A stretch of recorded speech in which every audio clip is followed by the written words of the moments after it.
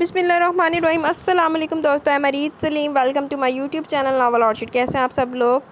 तो गाइस, आज रीड करनी है हमने अपने नावल की 6 एपिसोड। तो उससे पहले अगर आपने मेरे चैनल नावल ऑर्चिड को सब्सक्राइब नहीं किया तो सब्सक्राइब कर लें और साथ में बेल आइकन भी प्रेस कर लें ताकि आने वाली वीडियो आपको मिलती रहे। आए चलते हैं। नहीं, कमेंट सेशन इस दफ़ा ना बाद चो करने हैं क्योंकि मैं हुणे रिकॉर्ड कर रही थी तो वो रिकॉर्डिंग ख़राब हो गई। पहले जल्दी से एपिसोड रीड करते हैं, उस तो बाद आज 2 की कमेंट्स हैं वो हम एंड पे रीड करेंगे, ठीक है? पहले एपिसोड पढ़ते हैं। मिशाल बेटी, क्यों किया तुमने ऐसा? शाज़र के घर से निकल जाने के बाद वो लाउंज में बैठी हुई थी। थोड़ी देर बाद सारा अम्मा भी इसके लिए खाना लिए चली आई। खाना खाकर जैसे फारिग हुई, अम्मा इसका हाथ थाम कर कहने लगी। इसकी बात पर वो होंठ काटने लगी। शाज़र के सामने जिस कदर पुरसुकून और मुतमईन थी, इलायत की अम्मा के सामने वो इतनी परेशान और मुस्तरब थी। बेचैनी से अपने बालों में उंगलियां फेरने लगी। इस वक्त इसकी कुव्वत बर्दाश्त जवाब दे रही थी। पता नहीं अम्मा मैंने क्यों किया, बस मुझे इसके लफ्ज़ों ने बहुत तकलीफ़ दी थी। वो कहता था मैं बेशर्म और बेहया हूँ, मैं बहुत गिरी हुई अम्मा। इसने कहा कि इसे मुझसे घिन आती है, वो मुझे कत्ल करना चाहता था। इसकी ख्वाहिश थी वो मुझे अपने हाथों से कब्र में उतारे, मगर अम्मा वो पापा की वजह से ऐसा नहीं कर पा रहा था। अम्मा मैं बहुत तंग आ चुकी थी। पहले मैंने सब बर्दाश्त किया, लेकिन इसकी बातों के बाद मुझे लगा अगर मैं ज़िंदा रही तो मुझे वाकई अपने हाथों से मार देगा। मुझे कोई राह सजाई नहीं दे रही थी। बस हर वक्त यही ख्याल रहता कि मैं मर जाऊँ। अम्मा मैं बहुत बुज़दिल हूँ। गले में फंदा डालकर खुदकुशी ना कर सकी, लेकिन अम्मा गोलियाँ तो खा सकती थी। बात करते करते वो इनकी गोद में सरक कर रोने लगी। ऐसे नहीं कहो मिशाल बेटी, शाज़र बुरा नहीं है, बस ज़िद पर उतरा हुआ है। बस सब्र करो, कुछ दिन की बात है, फिर वो ठीक हो जाएगा, तुम्हारे साथ बहुत अच्छा सलूक करेगा। इसे यूँ बच्चों की तरह रोते देख कर वो तसल्ली देते हुए अम्मा शाज़र का दफ़ा करने लगी। नहीं अम्मा, वो कभी ठीक नहीं होगा। वो साइकी केस है, इसे मुझे अजियत देकर सुकून मिलता है। आप कुछ नहीं जानती ना, इसीलिए कह रही हैं। मुझसे पूछे वो क्या है? इसने मेरे साथ बहुत बुरा सलूक किया। मियाँ बीवी का रिश्ता किस एहतराम का मतकाज़ी होता है वो तो सिरे से जानता ही नहीं है। वो तो सरासर इंतकाम बना हुआ। इसने मुझसे शादी नहीं की थी, एक जुआ जीता था। अम्मा वो ये कहते हैं और ये सच है। हर रात जो मैंने इसके साथ गुजारी है मुझे मेरी औकात याद दिलाती रही। अगर वो मुझे बीवी समझता तो कभी ना कभी इसका दिल इसे मलामत करता। वो शैतानियत का लबादा उतार के इंसानियत की लाज रख लेता। मैं तो गिरी हुई हूँ, मगर अम्मा वो जो मेरी नज़रों से गिरा कभी उठ नहीं सकेगा। जितनी नफ़रत मैंने इससे की है शायद ही किसी बीवी ने अपने शौहर से की हो। हमारे दरमियान तो मियाँ बीवी का ताल्लुक सिरे से था ही नहीं। दुनिया दिखावे को तो हम मियाँ बीवी थे, कागज़ों में हमारा निकाह हुआ था, मगर मैं तो एक तवाइफ़ और कॉलगर से भी गई गुजरी थी। आप नहीं जानती अम्मा इसने किन किन अल्फाज में किस किस अंदाज में मुझे मेरी औकात याद दिलाई है। मैं सब भूल सकती हूँ, मगर अपनी खुददारी और नस्वानियत पर लगाए चरखे कभी नहीं भुला सकती। आपको क्या पता वो किस कदर ज़ालिम और सफ़ाक इंसान है। वो और शिद्दत से रो रही थी। अम्मा चुप की चुप रह गई। मिशाल का दिल चाह रहा था कि आज अपने दिल की सारी भड़ास इनके सामने निकाल दे, अपना ज़ख़म वजूद इनको दिखाए। क्या किया इसने तुम्हारे साथ? अम्मा इसकी बात सुनकर तो चुप हो गई थी, मगर अंदर ही अंदर चौंकी। दोनों का रवैया, लहजा और सलूक इनके सामने था, लेकिन अंदर की बात से बिल्कुल बेखबर थी। अम्मा इसने तो जुल्म की इंतहा कर दी। मैं बुरी नहीं थी, उसने मुझे बुरा बना दिया। देखिए अम्मा वो मेरे वजूद से कैसे ज़ालिमाना और सफ़ाकाना तरीके से खेलता रहा। फिर भी आप कहती हैं वो ठीक हो जाएगा। नहीं अम्मा, वो कभी ठीक नहीं होगा। रोते रोते वो अपने जिस्म से कपड़ा हटाकर अम्मा को दिखाने लगी। अम्मा एक नज़र डालकर गुमसुम हो गई। आंखें तो जैसे साख्ती होगी। मिशाल के जिस्म पर जगह जगह मारपीट के निशान थे, जगह जगह जिस्म झुलसाया गया था। इन्हें यकीन नहीं आ रहा था। लाख लानत तेरी ज़िंदगी दे शाज़र, मारी जा, कसमें तू मारी जा, जाके किसी ट्रक थले आ, लानती है बेगैरता। नहीं, वो नहीं कर सकता। वो ये सब कुछ कर सकता है, लेकिन ये काम कभी नहीं। वो नफ़ी मतवादा गर्दन हिलाती कि शायद इन्हें अपनी तरबियत पर बहुत एतमाद था। अम्मा वो ये सब करता रहे, यकीन कर ले, मैं झूठ नहीं कह रही। मैं तंग आ चुकी हूँ इसके वहशियाना सलूक से। मैं इसे छुटकारा चाहती हूँ, चाहे किसी भी तरीके से, चाहे मरकर ही सही। शाहज़र इस वक्त घर पर मौजूद नहीं था, नहीं तो वो इससे ज़रूर बास पर्स करती। खामोशी से बगैर कुछ कहे और मिशाल से आंखें मिलाए बगैर बाहर निकल गई। पीछे वो कुशन पर सर रखकर अपनी किस्मत पर और ज़्यादा रोने लगी। अबीशा के बाद अम्मा के सामने इसने कुछ कहा था, दिल के ज़ख्म दोबारा हरे हो गए थे। वो अंदर तक ज़ख्मी थी, आंखों का बहना भी बचा था। अगले चंद दिन इसके लिए नई तब्दीली लेकर आए। शाज़र का रवैया इसके साथ बहुत अच्छा और नरम हो गया। अम्मा भी हर वक्त इसका ख्याल रखने को साथ लगी रहती, एक पल भी इसे तन्हा नहीं रहने देती थी, जबकि वो किसी भी तब्दीली पर गौर किए बगैर हर वक्त अपने आप में मगन रहती। जी चाहता तो अम्मा से बात कर लेती, वरना सारा दिन चुपचाप बैठी रहती थी। खुद से सवालों जवाब का सिलसिला शुरू होता तो घंटों गाफिल रहती। अम्मा इसे इस हालत में देखकर बहुत कुटती थी, हत्ता कि इसने एक लम्हा भी शाज़र की तरफ ध्यान नहीं दिया। इसका रोज़ बरोज़ बदलता रवैया भी इसकी तवज्जो अपनी जानिब मबसूल नहीं करा पाया। मिशाल सोना नहीं, जाओ जाकर सो जाओ। रात के 11 बज रहे थे। शाज़र अपने बेडरूम में जा चुका था। वो खाली ज़हन से टीवी लाउंज में बैठ टीवी स्क्रीन पर नजर जमाए घूर रही थी। अम्मा काफ़ी देर से इसे देखने के बाद इसके उठने का इरादा न देकर खुद ही अंदर जाने का कहने लगी। 1 मिनट को इसने इनकी पुकार पर सर उठाकर देखा, फिर एक गहरी सांस लेकर बेडरूम में आ गई। शाज़र इस वक्त अपनी पूरी तवज्जो फाइल्स की जानिब मबसूल किए हुए था। मिशाल की तरफ सरसरी अंदाज में देखकर दोबारा फाइलों की तरफ मतवज्जो हो गया। वो पूरी कोशिश कर रही थी कि अपनी तवज्जो किताब की तरफ रखे, मगर दिलो दिमाग पर एक अजीबो-गरीब सी जंग जारी थी, शुरू हो गई थी। वो यकसुई से किताब नहीं पढ़ पा रही थी। चंद लम्हे खुद पर कंट्रोल करती रही। गुस्सा हद से बड़ा तो किताब ज़ोर से बंद कर दी। शाज़र ने चौंक कर इसको देखा। वो इसकी तरफ देखने की बजाय बंद किताब को घूर रही थी। वो एक दफ़ा फिर अपनी फ़ाइलों पर झुक गया। शाज़र मुकम्मल तौर पर अपनी फ़ाइल्स की तरफ मतवज्जो था। इसकी तवज्जो मिशाल की तरफ नहीं थी। मिशाल ने इसे अपनी तरफ मतवजा न पाकर कमरे से जाना चाहा तो शाहज़र चौंका और इसे कंधों से थामकर बिस्तर पर बिठाना चाहा तो वो इसके दोनों हाथों को झटक कर फट पड़ी। क्या चाहते हो तुम मुझसे? घुट घुट कर तो मैं पहले ही मर रही हूँ। तुम एक काम करो, मुझे एक ही दफ़ा मार दो, मैं मर जाना चाहती हूँ। अब क्यों नहीं मुझे मारते? मार दो मुझे, अब भी मारो ना। शाहज़र के दोनों हाथों को थाम कर अपने चेहरे पर मारने लगी। इसने एकदम अपने हाथ खींच लिए। मिशाल को उस रूप में देकर पहुँच कर रह गए। इस कदर पुरस्मात लड़की आज जिसके सामने डामाडोल थी। कभी यही तो इसके दिल में शदीद ख्वाहिश थी के बजाय अब खुश होने के वो एहसास जुर्म की लपेट में आ गए। क्या करियो तुम? प्लीज़ इधर बैठो, लो ये पानी पियो। इसने जल्दी से साइड पर रखे जग में से ग्लास में थोड़ा सा पानी डाल कर इसकी तरफ बढ़ाया, जो बड़ी दिक्कत से अपनी उखड़ी सांसों समेत अपनी हिचकियों को कंट्रोल करी थी। मिशाल ने हाथ मारकर गिलास फेंक दिया। नहीं पीना मुझे पानी, तो तुम ऐसा करो, मुझे जहर पिला दो। इसका गिरेबान झंझोड़ते हुए अजीब से अंदाज में उल्टा सीधा बोल रही थी। शाहज़र गुमसुम रह गया, फिर आगे बढ़कर इसे कंधों से थाम लिया। वो खुद ब खुद इसके साथ लग गई। इसकी ये कैफियत भी अजीब हो रही थी, वो अपने आप में नहीं थी। दिमाग बिल्कुल चकराया हुआ था। तुम बहुत बुरे हो शाहू, तुम इंसानी दरिंदे हो, गोश्तखोर दरिंदे। तुमने मुझे इस कदर अजियत दी है, खुदा तुम्हें कभी माफ़ नहीं करेगा। वो इसके सामने इसके सलूक पर शिकवे कर रही थी हमेशा की तरह, मगर आप शाहज़र यूँ चुप था जैसे कभी इसने अपनी ज़ुबान से एक लफ्ज़ तक न निकाला। इसने इसे आहिस्ती से खुद से जुदा किया और बेड पर बिठाया। वो काफ़ी देर तक रोती रही। शाहज़र बहुत खामोशी से साथ बैठ गया। शाहू काफ़ी देर रोते रहने के बाद इसके कंधे को छुआ तो इसे देखने लगा, फिर अपनी जगह से उठी और शाहज़र के कदमों में बैठ गई। इसके दोनों हाथों को मजबूती से थाम लिया। शाहू तुम मुझे छोड़ दो। बहुत अचानक इसने कहा था। इसने बेख्तियार सर उठाया। शाहज़र को लगा जैसे किसी ने इसके कानों में शीशा खोल कर डाल दिया। वो बेयकीन नज़रों से मिशाल को देखे गया। होर तैन जुतियां दे हार पावे, लानती है बेगैरता, चंगा कह रही तैनू, तेरे वगैरह को तो वैसे तलाक ला के साइड दोगे बई अगली। क्या कह रही हो तुम? इसने अपने हाथों को मिशाल की गिरफ्त से खींचना चाहा लेकिन निकाल ना पाया। वो हाथ मजबूती से थामे हुई थी। हाँ शाहू, मुझे आज़ाद कर दो, तलाक दे दो, मैं तुम्हारे काबिल नहीं हूँ, मैं बहुत बुरी हूँ, मुझ में बहुत सी खामियाँ, मैं तुम्हारे साथ नहीं चल सकती। तुम खुद यही कहते हो ना, मैं अच्छी लड़की नहीं हूँ, मेरा किरदार भी अच्छा नहीं है, तो फिर मान लो मैं बहुत बद किरदार हूँ, बेशर्म और बेहया। तुम जैसे इंसान के साथ ज़िंदगी नहीं गुजार सकती। प्लीज़ मुझे तलाक दे दो, मुझे जाने दो। अगर तुमने मुझे यूँ ही अपने साथ बांधे रखा तो मैं मर जाऊँगी घुट घुट कर। तुम्हें मुझसे कुछ हासिल नहीं होगा। मेरे दिलो दिमाग से तुमने तुम्हें अभी तक कबूल नहीं किया, फिर मैं तुम्हारे साथ निभा करूँ भी तो कैसे? प्लीज़ शाहू। इसने बात का आगाज़ जिस नाम से किया था, इख्तिताम भी इसी नाम से किया। शाहज़र इसे देखे गया बगैर किसी एहसास और जज्बे के इसके चेहरे पर बहते आंसू पर नज़र जमाए रखी। इसने बहुत दिनों बाद इसके चेहरे पर वही पुराना तासुर देखा था। चांदी से ज़्यादा पुरनूर, सूरज की नुकरई किरणों से ज़्यादा चमकता दमकता, चांद से ज़्यादा रोशन और शफाफ तासुर। आंखों से गिरने वाले आंसू सभी और रोशन पुरनूर चेहरे पर तस्बीह के दानों की तरह एक के बाद एक गिरते जा रहे थे। इसके सिल्की आबशार जैसे बाल इसके कंधों पर बिखरे हुए थे। हल्के पैरेट कलर के कपड़ों में वो सामने कालीन पर बैठी इसके दोनों हाथों को अपनी गिरफ्त में लिए हुई थी। इसका दिल शिद्दत से चाहा वो इसे छूते दिल को छू लेने वाले तासुर को अपनी उंगलियों से छूकर महसूस करे, लेकिन वो रुक गया। विशाल ने आखिर में जिस जज्बा तड़प से शाहू कहा था वो इसी कदर तड़प उठा था। वो अपने दांतों तले होंठों को ऐसे कुचला कि इनसे खून रसने लगा। बंदा पहले इदा दे कारनामे ही ना करे, इदा दी कमीनगी ना दिखावे कि बाद चो बंदे ने शर्मिंदगी दे मुँह छुपाना फिरे। लानती। प्लीज़ शाहू, इनकार नहीं करो, मैं तुम्हारे सामने हाथ जोड़ती हूँ। प्लीज़ शाहू, अपनी इस मोहब्बत को याद करो जिसने कभी तुम्हारे दिल के ऐवानों में जगह पाई थी। प्लीज़ मुझे छोड़ दो। वो एक ही नाम पर एक ही तकरार की जा रही थी। शाहज़र इसके जुड़े हाथों को देखकर रुख मोड़ गया। वो इसके यूँ रुख मोड़ने पर बर्दाश्त नहीं कर सकी और शिद्दत से रोने लगी। तुम बहुत बुरे हो। लफ्ज़ टूट टूट कर इसके लबों से अदा हुए थे। मेरी बात मान क्यों नहीं लेते? मेरे दिल में तुम्हारे लिए कोई जगह नहीं है। मैं नफ़रत करती हूँ तुमसे। फिर भी सब जानते बूझते तुमने मुझे अपनी ज़िंदगी में दाखिल किया, और अब भी मुझे खुद से नथी रखने पर क्यों मज़ीद हो? कि छोड़ क्यों नहीं देते मुझे? क्या तुम्हें भी पापा की तरह जिंदों से ज़्यादा मुर्दों से किया गया है प्यार है?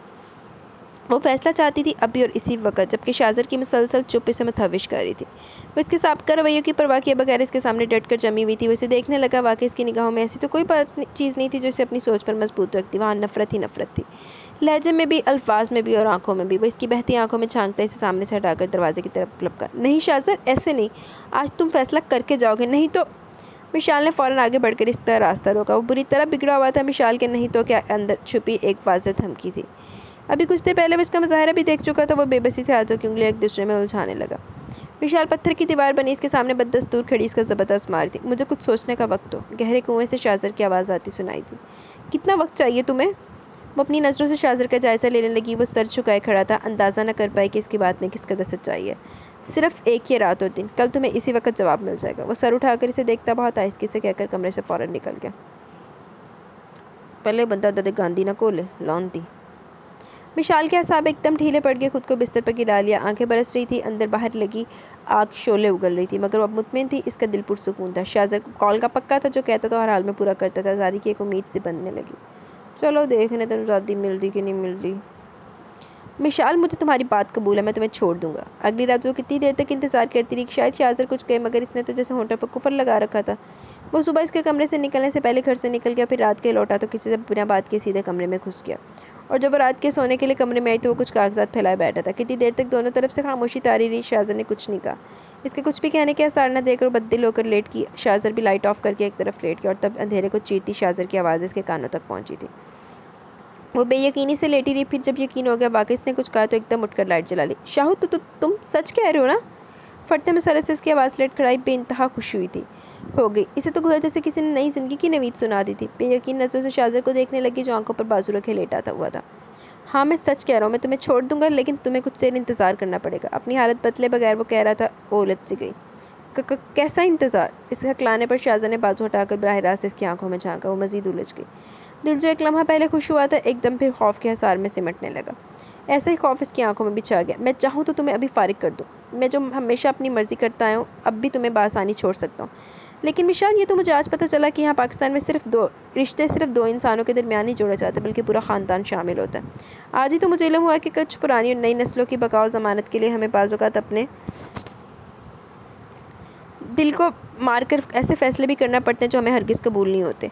मैं तो सिर्फ इतना चाहता था कि जिस तरह हमारे शादी बड़ों की बाहमी रजामंदी से अंजाम पाई, इस तरह ये ख़त्म भी इनकी मर्ज़ी से हो। इसलिए आज मैंने चाचा जान को गांव फ़ोन किया था। बहुत चाहने के बावजूद इनसे बराह रास्त कुछ कह ही न सका, लेकिन इनकी बातों से जो मैंने अंदाज़ा लगाया वो मेरे इस फेल पर कभी राज़ी नहीं होंगे। दूसरी तरफ आज़र भाई और बड़ी अम्मी से भी बात की तो उन्होंने साफ इनकार कर दिया, बल्कि धमकियाँ भी दी हैं। मुझे अपनी फ़िक्र नहीं, मैं हमेशा से इन रिश्तों के बगैर जीता आया हूँ, मगर शायद तुम्हें कुछ मसले हो जाएँ। मैंने तुम्हें ज़ुबान दी है, तुम्हें बहुत जल्द छोड़ दूंगा और इसके लिए तुम्हें कुछ देर इंतज़ार करना पड़ेगा। मैं चाहता तो अभी फ़ैसला कर देता, मेरे लिए मुश्किल नहीं है, मगर ये बात मत भूलो चाचा जान जो हवेली में बीमार रहते हैं, अगर कोई ऐसी वैसी खबर अचानक इन तक पहुंची तो वो शायद ये खबर सह ना पाए। खुदा न ख्वास्ता इन्हें कुछ भी हो सकता है और मैं नहीं चाहता कि इनकी मौत का ज़िम्मेदार मैं बनूँ। वो बहुत मध्यम बगैर तासुर के लहजे में मुखातिब था। इसकी अनहोनी बात पर वो उलझ गई। बात का मकसद जानने के लिए इसने चेहरे का जायज़ा लिया तो वहाँ भी कोई ख़ास तासुर दिखाई नहीं दिया। बिल्कुल सपाट चेहरा था और लहजा तो इससे सवा था। मैं कुछ नहीं जानती, तुम गलत कह रहे हो। भला ही कैसे हो सकता है? तुम्हें मुझे डाइवोर्स देना होगी। विशाल, यकीन करो मैं मजबूर हूँ, मैं फ़िलहाल ये सब नहीं कर सकता। क्यों नहीं कर सकते? गलत कह रहे हो तुम। सब कुछ तुम्हारे इख्तियार में, तुम खुद ही नहीं चाहते। तुम अभी भी चाहते हो कि मुझे तरसा कर मारो।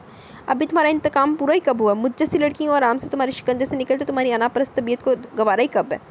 वो अब भी इस पर तंज करने से बाज नहीं आई, अब भी इस पर चढ़के लगा रही थी। हाँ, नहीं पूरा हुआ मेरा इंतकाम, नहीं चाहता मैं तुम्हें छोड़ूँ। ये सिर्फ तुम्हारा अपना फैसला, जो तुम्हें मैंने कहा ये भी सच है। ये सिर्फ मेरा और तुम्हारा मामला नहीं है जिसे मिनटों में चुटकी बजाए सब फिनिश। नहीं मिशाल, अभी कुछ टाइम लगेगा।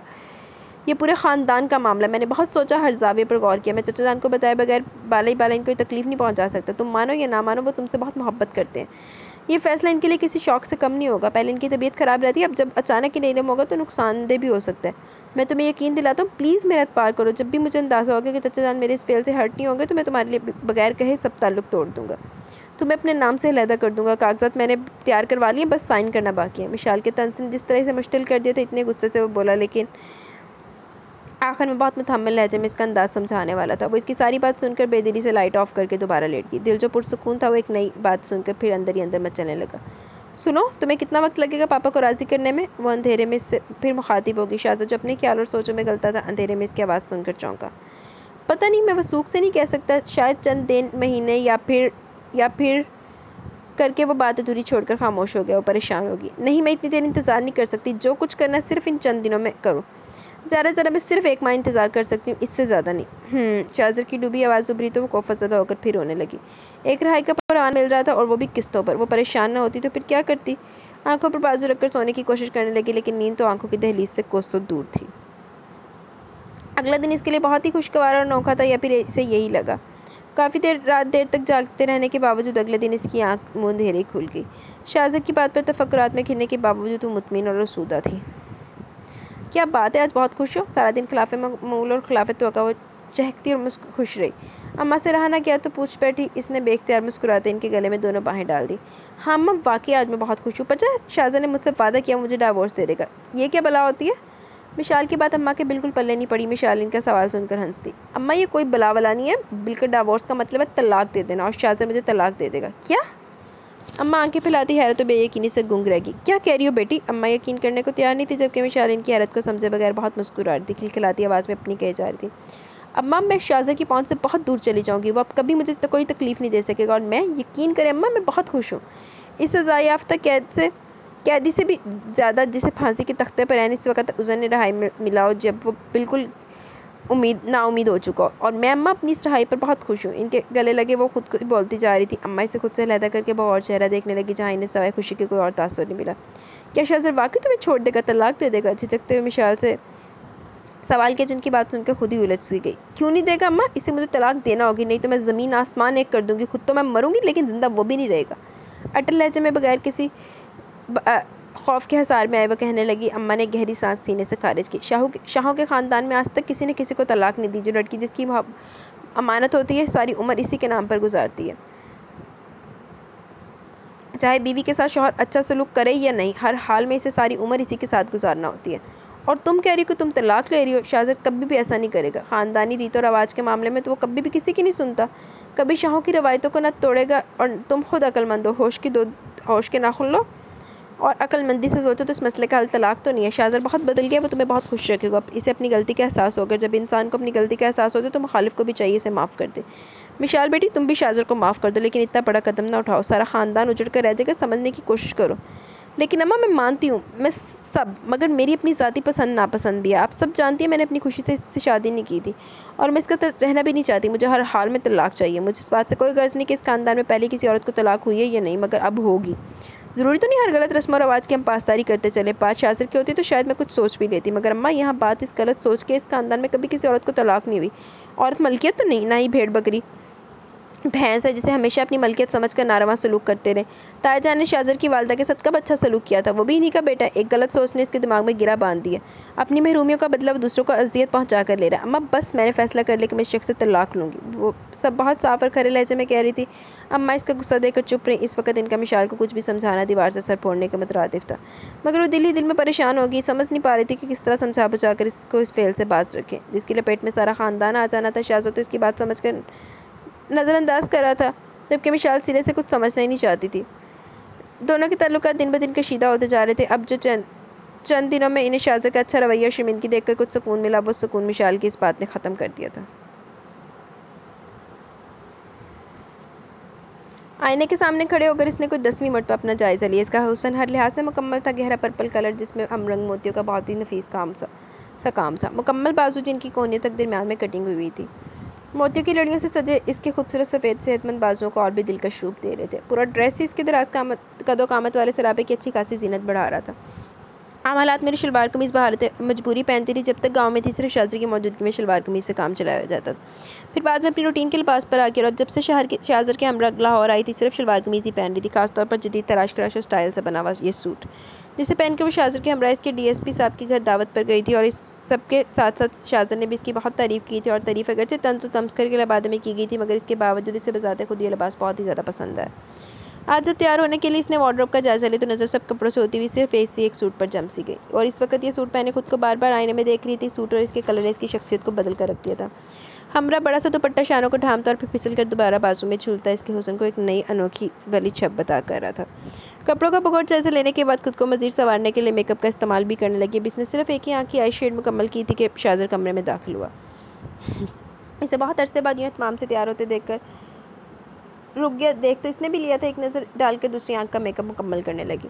साथ साथ आईने में दिखाई देते शाहज़र के वजूद को भी देखेगी। आज वो रूटीन से ज़रा हटकर जल्दी घर लौट आया था, वरना रात 10-11 से पहले घर में दिखाई नहीं देता था। अपने मेकअप को आखिरी टच देकर मेकअप किट बंद करके दराज में रखी ब्रश से अपने बालों को सेट करने लगी। सामने से बालों की एक छोटी सी लट निकाल कर उंगली पर लपेट कर छोड़ दी तो वह चेहरे के इर्द गिर्द झूलती, इसके रुखसारों को चूमती एक जगह जाम तो साख्त हो गई। आखिरी बार आईने में अपना एक भरपूर जायज़ा लेकर पलटी तो बिस्तर पर पीछे लेटे शाहज़र को मुकम्मल तौर पर अपनी तरफ मतवज्जा पाया। एक सेकंड को न जाने की झिझक सी गई। मिशाल के देख लेने पर भी इसने अपनी नज़रों का ज़ाविया नहीं बदला था, बल्कि इसने इन आँखों में एक अजीब सी लपक महसूस की। आँच देती हुई, कलाम करती हुई, अंदर बाहर एक आवाज़ लगाती हुई। इसकी निगाहों की तपश से घबराते वो बेख्तियार नज़र चुराकर सोफे पर बैठ गई। जूता पहनकर स्ट्रैप बंद करने लगी। कहीं जा रही हो? आज बहुत दिनों बाद शाहज़र ने इसको खुद से मुखातिब किया था। वो चौंक कर सर उठाकर इसे देखने लगी जो इसे देख रहा था। जॉलफ के साथ बाहर डिनर का प्रोग्राम है, वहीं जा रही हूँ। सर झुकाकर दोबारा दूसरे जूते का स्ट्रैप बंद करने लगी। शाहज़र ने इसके जवाब सुनकर होंठ पूरी तरह दांतों तले कुचला के ज़बान मजबूत किले में कैदी की तरह बिलबिला कर रह गई, मगर इसे फरियाद करने का हक हासिल ना हुआ। शाहज़र एक जहरीली मुस्कुराहट हंसते हुए बुरी तरह आँखें मींच गया, मगर इसके इधर आंखों के ज़मीन पर एक कातला हुस्न का खूबसूरत सरापा यूँ आन पान के साथ आबाद हुआ कि आंखें खोले बगैर इसने मुंह तकिए में छुपा लिया। वो बिल्कुल नहीं जानता था वो इस लड़की को जिससे हर लम्हा सिर्फ और सिर्फ अपनी अनाज की तस्कीन के लिए हराता रहा था। खुद इसी के हाथों इस पूरी तरह हार जाएगा कि किसी से शिकवा भी नहीं कर सकेगा, ज़ुबान रखने के बावजूद फरियाद करने से महरूम रहेगा और दिल बेचारा अलग बेहाल था। वो जो खुद कितनी नज़रों का तलब था, कितने दिलों की धड़कन था, जिसने खुद आज तक किसी लड़की की तरफ नज़र उठाकर नहीं देखा। इसके दिल ने शिकस्त भी दी तो किससे खाई? सिर्फ इसी एक लड़की से जो गुज़िश्ता चंद सालों से इसकी नज़रों में कीड़े मकोड़ों से ज़्यादा अहमियत नहीं रखती थी, जिसे चंद माह पहले सामने देखकर सारा खून आंखों में उतर आया, जिसके लिए सिर्फ 1 माह पहले ही तो रगों में खून की बजाय गुस्सा और इंतकाम गर्दिश करने लगता था। वही लड़की जिसे मसल देने को हाथ हम वक्त बेचैन रहते, तरह तरह के शैतानी ख्यालात दिलो दिमाग को अपने शिकंजे में जकड़ लेते और दिलो दिमाग की मानते मानते हर हद पार करता गया। ये तक न सोचा कि सामने वाला भी इंसान है, गोश्त पोस्ट से बना वजूद, इसे भी तकलीफ़ होती होगी। लानती कमीना।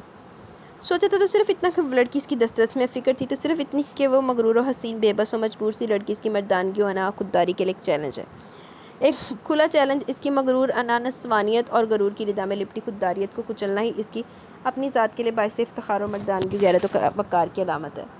ये सब कुछ कर गुजरने के बावजूद अब इसने अपने हाथ में क्या आया था? कुछ भी तो नहीं, सिर्फ एक सिसकता बिलकता हुआ जज्बा। अना और मर्दानगी की जंग में शिकस्त खुर्दा पाश दे वो दोनों हाथों से खाली था। सज़ा के तौर पर दहलीज़ दिल पर दर्द का एक सहरा आबाद हो गया था, जिसे अब सारी उम्र प्यासा ही रहना था। जिसकी किस्मत में शराब होना तो लिखा था, मगर इसकी अपनी स्याकारियों के सबब दिल की ज़मीन बिल्कुल बंजर हो गई थी, बिल्कुल एक बेआबो ग्यार सहरा की तरह। इस सहरा में दुख और रंज की बूंदें तो गिरती हैं, मगर पछतावों की खुश्क ज़मीन में जज़ब होकर इसे मज़ीद प्यासा बना देती हैं। इसका दिल इसे ऐन इस लम्हे दगा देगा जब वो खुद अपनी ताकत फतह के नशे में चूर चूर इस बेबस और लाचार सी लड़की को बखेरने की धुन में सवार मस्त व गर्क था। अब तो हर वक्त एहसास जुर्म के कचौके लगाता रहता। इस कदर लानत बंदामत कर चुका था कि इसे अपने वजूद दो शक्ल से नफरत सी होने लगी थी। बांदा तेरा लानतिया, तेरा से ज़मीर दी मारी बड़ी है। इसी वजूद के समय वहशत पर उतर आया था, इखलाकियात के कायदों को भुला डाला, इंसानियत सोच सलूक बढ़ता रहा। ये कैसी नफ़रत थी जो इसे खुद से हो गई थी? मिशाल जिससे नफ़रत करती थी वो तो इसके मुकाबले में कुछ भी नहीं थी, बहुत कम थी। इसने तो तलाक का मुतालबा करके इसे कुछ राहत दे दी थी, मगर इसने सबसे बड़ी सज़ा तो ज़मीर की आवाज़ ही थी। वो आवाज़ इसके इस कोड़े इसे पूरी तरह से पछतावों के खंडरात में धकेलते जाते थे और इस सज़ा के हाथों हर रोज़ पूरी तरह कटहरे में खड़ा होता था। इसने सब करते कभी भी नहीं सोचा था, ज़हन में एक दफ़ा भी सोच नहीं उभरी, दिल में एक बार भी ख्याल नहीं आया, जिसमें एक लम्हे को भी नहीं कांपा था कि अपने शिकंजे में जिस बेबस और मजलूम लड़की के बदन को सिगरेट के शोलों से जला झुलसा कर जो तस्कीन और खुशी हासिल करता है, वो खुशी और तस्कीन एक दिन इसके अपने लिए भी बाइस अज़ाब होगी। वही तकलीफ जो वो इसको देता रहा वो अपने बदन पर भी महसूस करेगा। वही आंसू जो इस लड़की की आंखों में देखकर इसके अंदर ठंडक सी पड़ती थी, वही पानी के कतरे अपनी आंखों में आग के अलाव की तरह दहका करेंगे। वही दिल को सिर्फ एक लम्हे को मसरूर कर देने वाली ठंडक जिसे रोज़ शोलों ना दिखाई देते दहकते अंगारों पर घसीटा करेगी। विशाल के साथ ये सब सलूक करते इसे आंसू की दुनिया में रहने पर मजबूर करने के बावजूद वो एक रात भी पुरसुकून होकर नहीं सोया था। इसे अज़ियत देकर वो वक्ती सुकून तक तस्कीन हासिल तो कर लेता, लेकिन बाद में बहुत बेचैन और मुस्तरब हो जाता। कोई भी ख्याल ही ना किया कि ये बेचैनी और बेसुकूनी की शैतान ने से बुरी तरह अपने शिकंजे में जकड़ रखा था। अच्छे बुरे की तमीज़ खो बैठा। ऐसा ही है, आप हमानियत उतरे रहो तो बाद जो इल्ज़ाम सारा शैतान ते ला दो कि इन्हें किया जो किया। एहसास जुर्म की पहली दस्तक तो दहलीज़ दिल पर इसी दिन हो गई थी जब मिशाल का उजड़ा उजड़ा रूप निगाहों के सामने आया। इस दिन इसके साथ बैठकर खाना खाते हुए भी वो अंदर से मुसलसल बेचैन था। पहली बार दिल के अंदर ये एहसास जागा वो अपनी सबसे कीमती मताए हयात को धीरे धीरे आग लगा रहा है। आप भी आग लगा लो अपने आप नू लानतिया, खुद अपने हाथों से इसे मौत का राही बना रहा है। इस दिन पहली दफ़ा अपने तलख लफ्ज़ों जुमलों रवैयों और नाशाइस्ता बल्कि वहशियाना सलूक पर नदामत हुई थी। पहली दफ़ा पेशानी अरक नदामत से तर हो गई थी। पहली बार अपने गलत होने का एहसास डसने लगा। दूसरी दस्तक ने इसके जिस्म से जान तब निकाली जब मिशाल का ख्वाबावर दवा खाने का वाक़या इल्म में आया। इस बार जब अम्मा ने इसका अपना भयानक चेहरा आईने में दिखाया तो मिशाल के वो तमाम जुमले, वो तमाम अलकाबात, वो तमाम बातें ज़हन में गर्दिश करने लगी जो वक्तन फ़वक्तन इसके बारे में कहती थी, जिन्हें कभी वो अपने लिए चैलेंज समझता था। इस दिन इन पर नदामत हुई। अपनी बेअतनाई और बदसलूकियाँ गहरी कब्र में ज़िंदा दरगोर करने लगी। इस रात वो यही सोचता रहा कि इंसानियत की तौहीन और क्या हो सकती है कि अल्लाह ने इसे एक नर्म नाजुक मगर बेबस से वजूद का निगहबान बनाया था और इसने इसी मताए अज़ीज़ को तबाह कर डाला। वो तो शुक्र हुआ कि बर वक़्त अबीशा की फ़ोन कॉल की वजह से मामला संगीन नवैयत इख्तियार करने से पहले इसके इल्म में आ गया और अस्पताल ले जाने पर वो बच गई थी। बाद में दहलीज़ दिल पर जो बचा था वो एक ऐसा जज्बा था जिसके दिल में बरसों से पंपता चला आ रहा था। वो खुदरू पौधा इसकी सोचो दिमाग की देन नहीं था, बल्कि वह जज्बा अतिया खुदाबंदी था जो इसके दिल में खुद ब खुद पैदा हुआ था। मर जा अपने जज्बे के नाल बेगैरता। इस दिन जब मिशाल पैदा हुई थी और आगे जाने से हाथों में उठाकर शाहजेब की झोली में डाल दिए, इसे इनके अल्फाज अब भी अच्छी तरह याद थे। कमाल और जहाजेब, ये मिशाल मेरे शाहजेब की दुल्हन बनेगी, तुम दोनों जहन में रखना। और फिर इन दिनों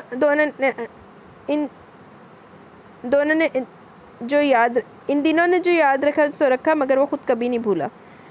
बड़े अब्बा के अल्फाज इसके जहन में गर्दिश करते रहते थे। इस बात का एहसास इसके साथ साथ हमेशा रहा। शौर की मंजिल में कदम रखते ही इसे अपने मिशाल से बंधे रिश्ते का पूरी शिद्दत से एहसास दिल और रूह में चुटकियाँ काटने लगा। कितनी आसूदगी मिलती इस ख्याल से कि वो सबसे मुख्तलिफ, सबसे हसीन दिखने वाली, उल्लड़, ज़िद्दी और कुछ कुछ मगरूर सी मिशाल सिर्फ इसकी है। बाद में मोहब्बत ने ऐसी लगन लगाई, वो सरता पा इसका दीवाना बन गया। इससे लड़ने के बावजूद इसकी हर बात मान जाता। वो गलत कहती तो फ़ौरन साथ देने को तैयार हो जाता। वो इसकी आंख में आंसू नहीं देख सकता था। वो इसके लिए बहुत ख़ास और अहम थी। और फिर वो इसके पाकिस्तान चले जाने के बावजूद इसके ख्वाब देखा करता। अपनी हर सोच सिर्फ इसी एक हस्ती तक जाकर ख़त्म होती महसूस होती। फिर एक दिन इसके ख्वाबों का हसीन ताजमहल मिशाल ने इसके सिर्फ एक इनकार ने पाश पाश कर दिया। शाहज़ब प्लीज़, मैं तुमसे शादी नहीं कर सकती। पहले तो मैंने मम्मा पापा की वजह से इनकार कर दी, लेकिन अब मैं अपनी वजह से इनकार करती हूँ। मैं किसी और को पसंद करती हूँ। इससे आज तक इसके ये अल्फाज याद थे जिन्होंने इसे कितनी देर तक साख्तो जामद किए रखा। इसकी रगों में दौड़ने वाला खून इसके लबों से किसी और के लिए पसंदीदगी के अल्फाज सुनकर मुंजमद सा हो गया, गोया कायनात जैसे ठहर सी गई थी। वो पहले फ़ोन करके इनकार कर चुकी थी। ईमेल्स में भी वो अक्सर इस रिश्ते से अदम वाबस्तगी का इजहार करती रहती, मगर इसने कभी भी इस बात को गहराई से नहीं लिया, क्योंकि वो जिस 10 साल मिशाल को जानता था वो सिर्फ शाहज़ेब की आंखों की बरफ़ की उसी हया के सारे रंग ओढ़ लेती थी, जो मगरूर, ज़िद्दी और अखड़ ज़रूर थी, मगर बेवफा नहीं थी। इसने कभी भी लफ्ज़ों से इजहार नहीं किया, लेकिन दोनों जानिब से दिल में खामोश है तो ज़रूर था। फिर यह एहसास भी कि अगर वो बरतानिया जाकर बदल गई तो इसके अंदर ख़ानदानी फ़ैसलों को चैलेंज करने की ताकत कभी पैदा नहीं होगी। इसे हर हाल में इसके पास आना है, मगर मिशाल ने तो हद ही कर दी। ना सिर्फ इनकार कर दिया, बल्कि किसी और को अपने और इसके दरमियान ला खड़ा किया। कौन है वो? वही तुम्हारा खालाजाद? किसी और के बारे में जानकर इख्तलामत बर्पा हो गया। वो जानता था शाह कमाल से हर खबर मिलती रहती थी। चची के नापसंदीदगी भी वाज़ह थी, मिशाल का गुरेज भी छुपा हुआ नहीं था। वो अच्छी तरह बाखबर था कि इस्मत बेगम मिशाल का रिश्ता अपने भांजे से करना चाहती है, इसलिए बहुत गुस्से से इसने इससे पूछा। इसे यकीन नहीं है कि वो जिस लड़की को दिल में सबसे ऊंचे मुकाम पर बिठाकर पूजा करता है, वैसे पूरी तरह रिजेक्ट कर देगी, सिम धक्का दे देगी। नहीं, मुझे अयास से कोई गर्ज नहीं, और ना ही मैं इससे शादी करूँगी। मेरा एक दोस्त है जोलफ, बहुत अच्छा लड़का है, इसने मुझे प्रपोज़ किया और मैंने इसे शादी के बारे में सोच लिया। माँ पापा नहीं मान रहे, प्लीज़ तुम इनकार कर दो।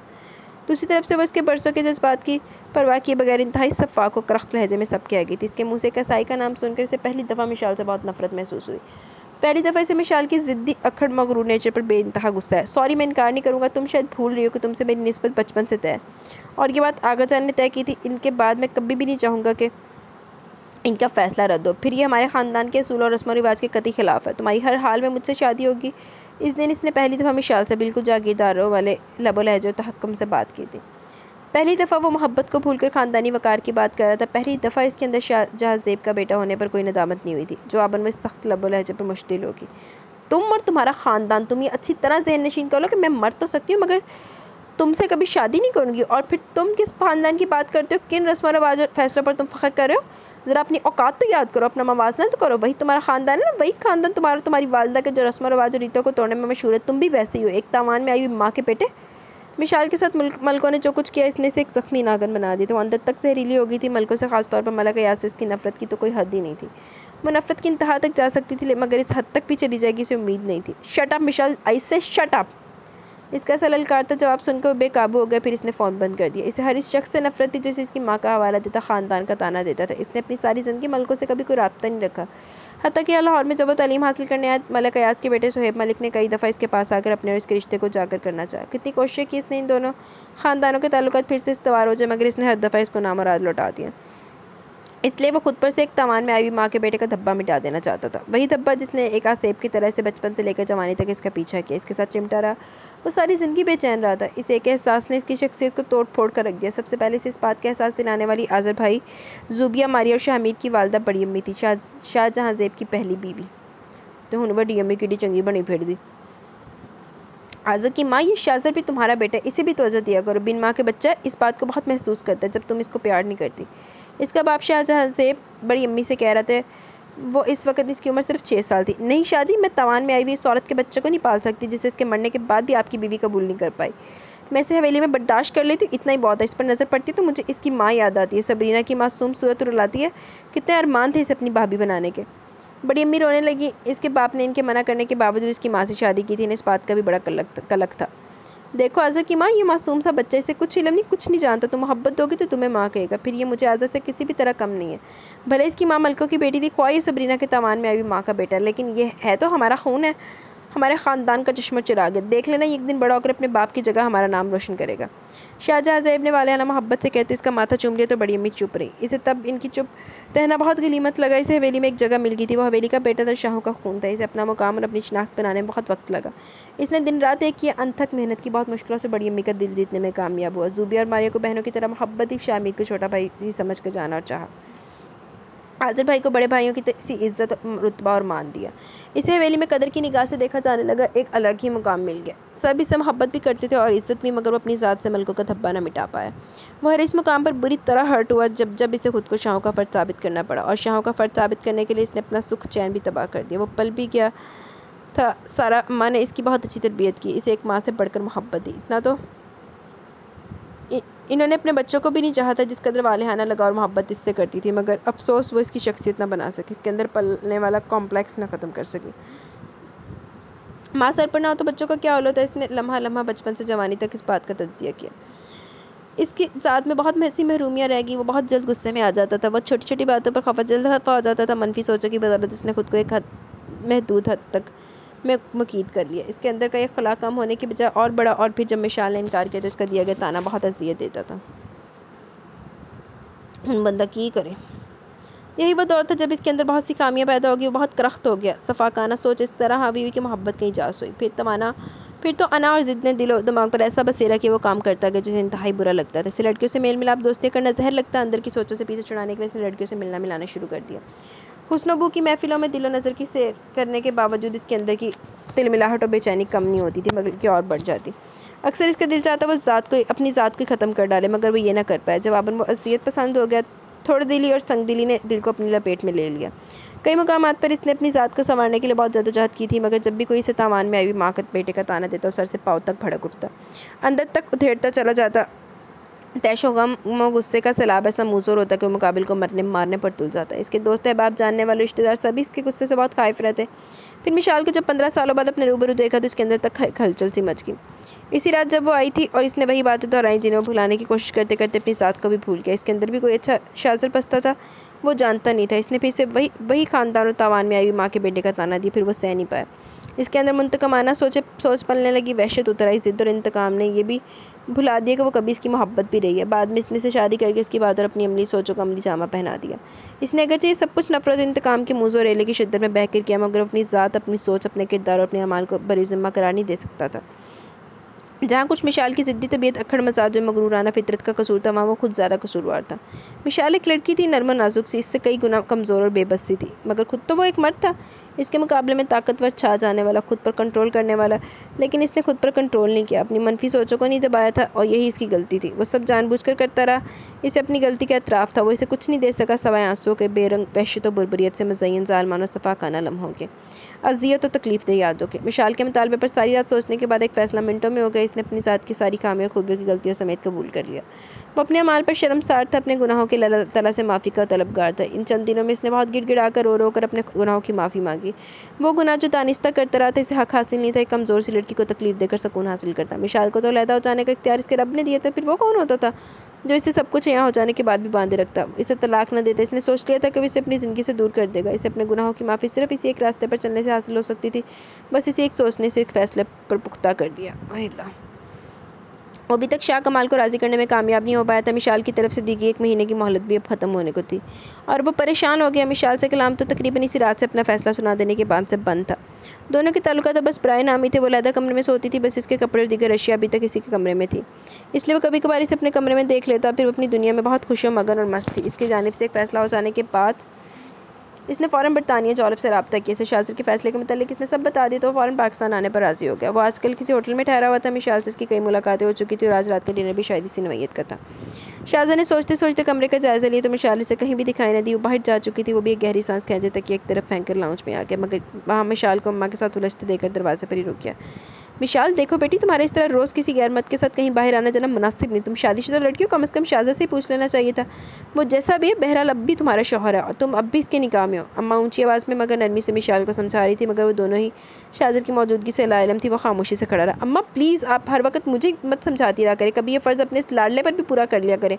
मैं किसी गैर के साथ नहीं जा रही, वो मेरा दोस्त है, बहुत शरीफ नफ्स और अच्छा लड़का। और आपकी तसल्ली के लिए बता देती हूँ, आपका लाडला मेरे इस प्रोग्राम से बाखबर हो चुका है। मिशाल समझने की कोशिश करो, ये इस्लामी मुल्क है, यहाँ की कुछ हदूद हैं। यहाँ ये सब मायूब समझा जाता है। लड़की लड़के की दोस्तियाँ गुनाह के ज़मरे में आती है। तुम मुसलमान औरत हो, मुसलमान बाप की बेटी हो और मुसलमान शौहर की बीवी हो। हमारा इस्लाम यूँ मुसलमान औरतों को बंद संवर कर गैर मर्दों के साथ फिरने से मना करता है, बल्कि इन्हें तो सख्ती से पर्दे का हुक्म दे दिया गया है। अम्मा ने इसे अभी भी समझाना फ़र्ज समझा। न जाने आप क्या समझ रही हो, क्या ये बताया तो बहुत अच्छा लड़का है, वो हमेशा मेरे साथ एक हद में रहकर मुलाकात करता है, कभी इसने कोई नाजेबा हरकत नहीं की। और ये भी ध्यान में रखिए, वो आपकी शाज़ा जैसे लोगों की कैटेगरी में शामिल नहीं है। और यूँ किसी को से मुँह उठाकर मुतासिर नहीं हो जाती, किसी में कुछ गर्ड्स होते हैं तो इसे मुँह लगाती हूँ। वो अम्मा की बात का जो मतलब समझी थी, गुस्से से भुनाकर कहती कि शाज़ा ने बुरी तरह होंठ काटे। वाकई तुम यूँ ही तो किसी से मुतासिर नहीं होती। मैं शाहज़द जहाँज़ेब जिसे खुद पर बड़ा फ़ख्र था, जिस पर बेशुमार लड़कियाँ मरती थी, इससे तुम मुतासिर नहीं हुई। मैंने जाने कैसा होगा जिसके लिए तुम सब कुछ कर गुजरी हो। ज़रूर बहुत आला इंसान होगा। इसके दिल में हसद की बजाय रश करवटें बदलने लगा। फिर वो दोनों की गुफ्तगू नज़रअंदाज के अंदर दाखिल हो गए। दोनों इसे देखकर चुप होगी। अम्मा खाना लगा दें, आज बहुत भूख लगी है। मिशाल को नज़रअंदाज करके उसने अम्मा से कहा, क्यों नहीं, अभी लगाती हूँ। वो फ़ौरन मिशाल के पास से उठ गई थी। फिर इससे मुखातिब होकर खाने का पूछने लगी, तुम भी खाना खाओगी? नहीं अम्मा, मैं जॉलफ का इंतज़ार कर रही हूँ, कह रहा था वो मुझे पिक कर लेगा। बहुत आहिस्ती से इसने जवाब दिया। फिर अम्मा सर हिलाकर किचन में चली गई। वो बहुत एहतमाम से सजे इसके सरापे पर एक भरपूर नज़र डालकर किचन में आ गया। ताका छकी हाले भी चल कर ला, तेरी बुढ़ी आ लानती आ बेगैरता। चल तेना जो भी होई तेरे जे नहीं खराब सी गंदे आंडे, लेकिन थोड़ी जी गुंजाइश तो छड़ देंदा। क्या बात है, कुछ परेशान हो? बहुत चुप सी हो। वो बहुत ज़ोर से नोट कर रहा था। खाने में भी इसकी तवज्जो न होने के बराबर थी। ऊपर से इसकी खामोशी भी बहुत पूरी स्टार्ट बना रही थी। अपने हुलियर चेहरे के बरक्स वो फ्रेश नहीं थी। वो पूछे बगैर नहीं रह सका। जवाबन इसने खुलकर मुस्कुराने की कोशिश की, मगर नाकाम। नहीं ऐसी तो कोई बात नहीं। चावल मुँह में डालते इसने इसे टालना चाहा। प्लीज़ मिशाल, मुझ पर भरोसा करो, मुझे बताओ क्या इतनी परेशान क्यों हो? प्लीज़ जॉलफ, मैंने कहा ना कि ऐसी कोई बात नहीं। इसने कुछ झंझला कर कहा। Are you sure? इसने इसकी आंखों में झांका। जवाबन शिकायती नज़रों में देखने लगी, मुस्कुरा दी। शाहज़द से कुछ झगड़ा हो गया? इसका अंदाज़ छेड़ने वाला था। वो वाकई नाराज़ हो गई। तुम आराम से खाना खाओ, मुझे भी खाने दो, इसने नाराज़गी से जवाब दिया। अच्छा बताओ, आज किस बात पर झगड़ा हुआ? वो संजीदा हो गया। इसके तफ्तीशाना अंदाज़ देखकर इसने बता देना मुनासिब समझा। नहीं झगड़ा तो नहीं हुआ, मगर आज सारा अम्मा ने मुझे तुम्हारे साथ यूँ आने पर बहुत कुछ कर दिया, जिज कर दिया। बल्कि वो तो नाराज़ हो रही थी। और शाहज़द ने इसने नहीं मना किया? वो न जाने क्या सुनना चाहता था। वो समझ गई। नहीं, वो पहले से काफ़ी बदल गया। वो मेरी ज़ात में दखल अंदाज़ी नहीं करता। लेकिन जॉलफ, आज मुझे अम्मा की एक बात अच्छी नहीं लगी। इन्होंने न जाने तुम्हें क्या समझा और इतनी देर से मोहतरमा इस बात पर कूद रही थी। मैं समझा शायद कहीं शौहर साहब ने तो नहीं कुछ कह दिया। इसके साथ रहते हुए जॉलफ की उर्दू भी अच्छी खासी होगी थी। वो मुस्कुरा दी। ये इतनी सी बात नहीं है जॉलफ, तुम्हारे बारे में कोई गलत सोचे कि मुझे बहुत बुरा लगता है। बस मैडम, ज़रा सर पर मत चढ़ाओ, बंदा आपे से बाहर हो जाएगा। इसने फ़ौरन हाथ उठाकर रोक दिया। मज़ीद मुस्कुरा दी। लेकिन विशाल, तुम्हें अपने शौहर से पूछ कर आना चाहिए था, यकीनन अच्छा नहीं लगा होगा। वो इसे फिर समझा रहा था। इसे इसकी यूँ शाहज़र का जिक्र छेड़ने पर कोफत सवार होने लगी। फॉर गॉड सेक जॉलफ, तुम ये शाहज़र नामा भूल नहीं सकते कि तुमने मुझे यहाँ सिर्फ इसे डिस्कस करने के लिए इनवाइट किया था। सोच लो, वो तुम्हारा शौहर है। कुछ और पूछा तो तुम कहोगे मेरे शौहर के बारे में क्यों नहीं पूछा। वो फिर इसे छेड़ रहा था। वो बेख्तियार हंसने लगी। तुम भी ना बस। अच्छा चलो, मैंने तो बस खाना खा लिया। इसने फ़ौरन खाने से हाथ खींच लिया। टिशू से हाथ साफ करते उठ खड़ी हुई। जॉलफ भी खड़ा हो गया। पावे जॉलफ ने और रोटी खानी होवे। पागल जी, तू खा लेता तो खा लेता, अगले बंदे ने तो सुकून ना खान दे। तुम चलो, मैं पेमेंट करके आता हूँ। इसने इसे चलता किया। मुसर लाती बाहर निकल आई। लॉन में माहौल बहुत पुरसकून था। वो आहिस्ता आहिस्ता पार्किंग में गाड़ी के पास आ खड़ी हुई। ड्राइवर गाड़ी समेत मौजूद था। वो गाड़ी के बॉनेट पर बैठकर दिलचस्प नज़रों से इर्द गिर्द का जायज़ा लेने लगी। वो सवाई गाँव के किसी और के बारे में, जगह के बारे में नहीं जानती थी। शाहज़र के साथ भी वो सवाई दावतों की और कहीं नहीं गई थी। ये जॉलफ के साथ भी कहीं बाहर आने जाने का मौका मिला था। इसे एकदम आज़ादी का एहसास हुआ। वो आँखें बंद करके गहरे गहरे सांस लेने लगी। इसे अपना ये अमल बहुत अच्छा लगा। फिर जॉलफ आ गया। इसने भी आंखें खोल दी। बहुत दिलचस्प नज़रों से इधर देखने लगा।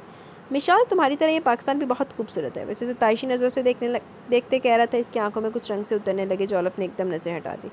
इस लिबास में तुम बहुत दिलकश लग रही हो। तारीफ़ पर कंफ्यूज होने के बजाय इत्मीनान से मुस्कुरा दी। आंखों में उतरने वाले रंग अभी भी बरकरार थे। अगर तुम यही बात मेरी आंखों में देख कर कहते तो मैं यकीन भी करती। इसकी बात पर वो खामोश रहा। एकदम बात ही बदल गई। लगता है जनाब पाकिस्तान की अच्छी खासी सैर कर चुके हैं। नहीं, सिर्फ लाहौर और कराची सिटी देखें। आखिरी दफ़ा जब मुझे बहैसियत से आप पाकिस्तान आने का मौका मिला तो हमारी टीम का प्रोग्राम सिर्फ कराची की सैर थी। और इस दफ़ा जो आया हूँ तो सारा दिन लाहौर के तारीख़ी मकामात की खाक छानता रहता हूँ।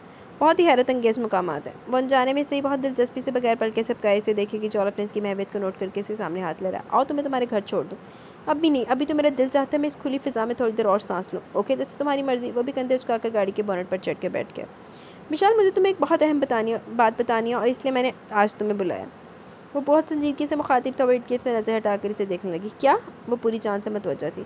मैं मुसलमान हो चुका हूँ। 3 माह कबल से मैं बरतानिया में था और मेरा इस्लामी नाम हुज़ैफ़ा है। वो बहुत आराम से बताया था। फटी फटी निगाहों से देखती रही, फिर बेइख्तियार खुश होकर इसे देखकर पूछा, वाकई आर यू राइट? इसने गर्दन इस बात में हिला दी। मिशाल की आंखों में एक नमी सी उतर आई। इसने तशक्कुर से आंखें बंद कर ली। कई आंसू टूट टूट कर गिरते गए। वह दिल ही दिल में अल्लाह ताला का शुक्र अदा करने लगी। फिर आंखें खोली तो मुस्कुरा रही थी। तुमने पहले क्यों नहीं बताया मुझे? तुम्हें पता है मैंने ये बात सुनने के लिए कितना कुछ सहा, कितना अज़ियत अंगेज़ इंतज़ार किया। आज तुमने मुझे कितनी बड़ी खुशी दी है। तुम यकीन करो, मैं बहुत खुश हूँ। मुझे अंदाज़ा है मिशाल, मैं जानता हूँ कि तुम्हें कितनी खुशी हुई, मगर मैंने भी बहुत कुछ सहा है। अपने पेरेंट्स और फैमिली, बहन भाइयों को छोड़ दिया। मैं जो इनके बगैर ज़िंदगी का तसव्वुर नहीं कर सकता था। अल्लाह ताला की अता से जी रहा हूँ। मेरे इस्लाम लाने के बाद इन्होंने मुझे कबूल करने से इनकार कर दिया। मेरा हर तरह से बाइकआउट कर दिया था। इन्होंने मेरे खिलाफ़ एक मुहाज़राई शुरू कर दी। इस्लाम के ख़िलाफ़ इनकी नफ़रत का ये आलम था कि मुसलमानों इनके कुरान और हमारी नई नबी अकरम सल्लल्लाहु अलैहि वसल्लम के बारे में नाज़ेबा कलमात कहने से गुरेज़ ना किया। इतनी तंग नज़री, इतनी अज़ार रसाई रसानी। शुरू में मुझे यकीन नहीं आता, फिर रफ्ता रफ्ता मेरा दिल की मोहब्बत से आज़ाद होता गया। मैंने इस्लाम की खातिर इनसे कतई तल्लुक़ कर लिया। इन्होंने इतनी कोशिशें की कि मुझे इस्लाम से हटा दें, मगर मिशाल, मेरे अल्लाह ने मुझे साबित कदम रखा। मैं अल्लाह का लाख लाख शुक्र अदा करता हूँ। मैंने अव्वलीन मुश्किलात सर कर ली हैं। हर तूफ़ान मुखालफत को शिकस्त देकर इस मुकाम तक पहुँचा। अब नई आजमाइशों का मुंतज़िर हूँ। अपने दिल और ईमान को मजबूत करो। मैं जब ईमान लाया तब भी सोचा था कि तुम्हें इससे आगाह करूँ, मगर तुम अपने मसाइल में उलझी हुई थी। मैं हर बार तुम्हारे फ़ोन अटेंड करते कुछ कह नहीं पाता। फिर मैंने सोचा किसी मुनासिब मौके पर तुम्हें आगाह करूँगा। और फिर जब तुमने मुझे शाज़र के मतलब बताया तो मुझसे रहा ना गया। फिर मैं यहाँ चला, लेकिन यहाँ आकर भी आने के बाद भी हर दफ़ा तुमसे मिलने के बावजूद तुम्हें कुछ ना बता पाया। मिशाल, जहाँ इस्लाम ने मुझे बहुत मजबूत बनाया, वहाँ बहुत कमज़ोर भी कर दिया। जहाँ रूहानी तौर पर मेरे ईमान की क़ुव्वत बड़ी थी, वहीं मैं कुछ बुज़दिल सा भी हो गया। मिशाल, मैं सब कुछ सह सकता हूँ, मगर कोई मुझे ये कहे कि मैंने किसी लड़की के लिए इस्लाम कबूल किया तो फिर ये मैं बर्दाश्त नहीं कर पाता। अगर मुझे तुम्हारी खातिर इस्लाम कबूल करना होता तो मैं बहुत अरसे पहले खुद को मुसलमान कहलवा रहा होता। मैं इतने बर्स अपने होने ना होने के दरमियान मौल्लक बेचैन बेकरार ना रहता। हाँ, ये सच है, मैंने तुमसे मोहब्बत की थी, तुम्हें चाहा था, तुम्हारे साथ की तलब की थी। ये तब की बात है मिशाल, जब मैं गुमराही में भटक रहा था, जब मुसलमान नहीं हुआ था। और अब मैं एक मुसलमान सोसाइटी का फ़र्द हूँ, इस्लामी रिश्ते से बन गया हूँ। तो मैं अल्लाह को गवाह बनाकर कहता हूँ, मैंने अल्लाह की रज़ा के लिए, अपनी ज़ात की फ़लाह और फ़ान के लिए और उखरवी ज़िंदगी की कामयाबी और कामरानी के इस्लाम कबूल किया। मैं अल्लाह पर ईमान लाया हूँ, मगर किसी लड़की के लिए नहीं, बस मैं नबी अकरम सल्लल्लाहु अलैहि वसल्लम पर ईमान लाया हूँ। और ये जानकर आप सल्लल्लाहु अलैहि वसल्लम अल्लाह के आखिरी नबी सल्लल्लाहु अलैहि वसल्लम में आप सल्लल्लाहु अलैहि वसल्लम की मोहब्बत ने मुझे अंधेरी नगरी से तौहीद दो रोशनी का राही बना दिया। मैंने आप सल्लल्लाहु अलैहि वसल्लम जैसा कोई किरदार ना देखा ना पढ़ा। बड़े बड़े स्कॉलर्स, सियासी शख्सियत, मजहबी प्रचार करने वाले, कोई भी तो आप सल्लल्लाहु अलैहि वसल्लम जैसा नहीं था। मैंने लाइब्रेरियाँ छान मारी, बड़ी से बड़ी शख्सियत आप सल्लल्लाहु अलैहि वसल्लम के कदमों की धूल के बराबर भी नहीं। और मैं कसम खाकर कहता हूँ कि इस रब्बे करीम की, जिसके कब्ज़े में मेरी जान है, जिसने मुझे अपनी ज़ात करीमी का इरफान बख्शा, खुद शनासी की क़ुव्वत दी, इसने मुझे इस काबिल बनाया कि मैं बगैर किसी हिचकिचाहट दबाव के हज़रत मोहम्मद सल्लल्लाहु अलैहि वसल्लम पर दिलो दिमाग की पूरी आमादगी से ईमान लिया है। मुझे खुशी है इस फ़ैसले पर। मेरा ईमान है कि आप सल्लल्लाहु अलैहि वसल्लम के बाद कोई नबी नहीं आएगा। नबूवत का वो सिलसिला जो हज़रत आदम अलैहिस्सलाम से शुरू हुआ था, वो नबी आखिरी ज़मान हज़रत मोहम्मद सल्लल्लाहु अलैहि वसल्लम पर आकर ख़त्म हो गया। ता क़यामत अब कोई नबी नहीं आएगा। और हज़रत ईसा अलैहिस्सलाम भी अल्लाह के बरगज़ीदा बंदे थे, जो इस दुनिया में बनी इसराइल के फ़लाह के लिए आए थे। और अल्लाह ताला ने आसमान पर उठा लिया। करब क़यामत वो भी फिर दुनिया में तशरीफ़ लाएंगे, दीन नबी सल्लल्लाहु अलैहि वसल्लम का प्रचार करेंगे, तबलीग करेंगे। मैं इन तमाम बातिल खुदाओं में ज़ाहिर फ़ितरत की भी नफ़ी करता हूँ, जिनकी लोग इबादत और परस्तिश करते हैं। मैं गवाही देता हूँ कि हज़रत मरियम हज़रत ईसा अलैहिस्सलाम की वालिदा थी, एक पाकबाज़ और नेक औरत थी। और हज़रत ईसा अलैहिस्सलाम बगैर बाप के मौजज़ाना तौर पर पैदा हुए थे। वो बहुत खूबसूरत, मधुर और पुरतासुर लहजे में कह रहा था। मैं बुत बनी सब सुनती जा रही थी। इसकी निगाहों के सामने इस गुमराह जौलफ का सरापा समाया, जिसके खुले गिरबान में ज़ंजीरें लटक रही थी। आंखों में बहकी मस्ती भरी कैफियत थी। कंधों तक लंबे लंबे बाल लड़कियों की कैटेगरी में काउंट करते थे। गैर मुतनासिब लड़खड़ाती चाल इसके किरदार की अक्कासी करती थी। वो आंखों में एक वाज़ेह तलब लिए किसी लड़की के साथ के लिए इसके टेबल तक आया था। इसे अपने साथ की ऑफ़र चलने की ऑफ़र की थी। तभी इसे कितना बुरा लगा था। मामा अपने भांजे को तरजीह दे रही थी, सो मामा पापा के दरमियान बहुत ज़बरदस्त झगड़ा हुआ। वो घर के तने तने ख़राब माहौल से कुछ अपने अंदर की बेचैनी और करब से फ़रार पाकर इस नाइट क्लब में गई थी, मगर वहाँ जाकर भी वहाँ की रंगों की दुनिया से कट कर कोने की एक मेज़ पर चुपचाप खुद में मगन थी। जब जॉलफ ने इसे मतवज्जा किया, ये इसकी पहली मुलाकात थी जॉलफ से, जिसने इस पर बहुत बुरा तासर छोड़ा। वो उस पर एक गुस्सीली निगाह डालकर उठ की। अगली मुलाकात सी साइड पर हुई। इस दिन भी बहुत उपसुरदा मगर एक बड़े से पत्थर पर बैठी बेख्याली में गहरे नीले पानी में पत्थर फेंकती जा रही थी। तब इसकी निगाह खूबसूरत सफ़ेद खदोखार वाली नौमर लड़की की कमर में हाथ डाले चहलकदमी करते जॉलफ पर ठहर गई। ऐन इसी लम्हे इसने भी इसे देखा। आंखों में शनासाई की हल्की सी लहर लहराई तो वो इसकी तरफ चला आया। वो कितनी बेजार थी कि ठीक से हेलो हाय भी ना कर पाई। जॉलफ भी शायद जल्दी में था, अपना कार ज़बरदस्ती से थमा कर चला गया। एक नज़र सरसरी सी कार्ड पर डालकर इसने इसे पानी की लहरों के हवाले कर दिया। तीसरी मुलाकात इसकी शॉपिंग प्लाजा में हुई। वो अच्छी तरह जानती थी कि वो बहुत सी लड़कों की तलब है। इसे देखकर मर्दों की नज़रों में एक 27 सी उभरती है। इस एहसास ने इसे और मोहतात और मगरूर बना दिया। तीसरी मुलाकात में भी जॉलफ इससे फ्रैंक होने की कोशिश करता है, लेकिन वो इसके उल्टे सीधे सवालों के गलत सलत जवाब देकर बमुश्किल से पीछे छुड़ा कर निकली। मगर घर जाते हुए भी इसे ये मुस्तकिल एहसास रहा कि वो इसका पीछा करे। बाद में जॉलफ से अक्सर इत्तफाकिया मुलाकातें होने लगी, कभी किसी होटल में, यूनिवर्सिटी में, कभी अपने ऑफिस में जहाँ वो वक्त गुजारी के लिए पार्ट टाइम जॉब करती थी। पहली नज़र डालने के बाद इसकी ज़हन में जॉलफ का जो खाका था इससे मिलने पर बदल गया, हत्ता कि इसने इसकी दोस्ती कबूल कर ली। कुछ वो खुद भी बहुत अपसेट थी। जॉलफ पला का बातूमी गुफ्तगू के फ़न से आशना था। खुद ब खुद इसकी तरफ बढ़ती गई। वो इसकी बेचैन फितरत की तस्कीन और प्रोपेगेंडा जहन की ज़रूरत बनता गया। वो जैसी भी लाइफ गुजारता था इसे कोई गर्ज नहीं थी, मगर वो इसके साथ हमेशा बहुत अच्छा रवैया रखता था। इससे इसका अंदाज़ा अच्छा लगता और आज इसने माजी की जॉलफ की एक झलक भी नहीं थी। White T shirt, black jeans और ब्लैक ही कोट में अपने बर्दों जैसे हेयर स्टाइल में वो खासा डिसेंट बारों पर पूर्वकार मर्द लग रहा था। अब तो इसके गले में जंजीरें लटक रही ना तो इसके गले में जंजीरें लटक रही थी, ना इसका गिराबान खुला हुआ था। बाल भी कटवा लिए थे और तो इसकी चाल भी काफ़ी महज़्ज़ब हो गई थी। इसके अंदर खुद ब खुद एक फ़क्र सा आन समाया। जॉलफ तुम अचानक चौंक कर इसने कुछ कहना चाहा तो इसने रोक दिया। नहीं, मैं जॉलफ नहीं हूँ, हुज़ैफ़ा हूँ। तुम्हें याद होगा मिशाल, जब एक दफ़ा हम दोनों इस्लामिक सेंटर गए थे तो वहाँ मौजूद स्कॉलर लोगों को नबी पाक सल्लल्लाहु अलैहि वसल्लम के सहाबा कराम रज़ी अल्लाह तआला अन्हुम के बारे में ब्रीफिंग दे रहा था। तो इस दौरान एक नाम आया, हुज़ैफ़ा रज़ी अल्लाह तआला अन्हु। ये भी नबी पाक सल्लल्लाहु अलैहि वसल्लम के सहाबी हैं और तुमने ये नाम सुनकर फ़ौरन कहा था, जॉलफ अगर तुम मुसलमान हो गए तो मैं तुम्हारा नाम हुज़ैफ़ा रखूँगी। बस जब मैंने इस्लाम कबूल किया तो वहाँ मस्जिद में मौलवी साहब ने मुझे अपनी पसंद का इस्लामी नाम बताने को कहा। तब बेख्तियार मेरे लबों से हुज़ैफ़ा निकल गया, जबकि ज़हन में नबी पाक सल्लल्लाहु अलैहि वसल्लम के सहाबा रज़ी अल्लाह तआला अन्हुम का किरदार छा गया और वहाँ मौजूद सब लोगों ने मुझे हज़रत हुज़ैफ़ा रज़ी अल्लाह तआला अन्हु जैसा बनने की दुआ दी।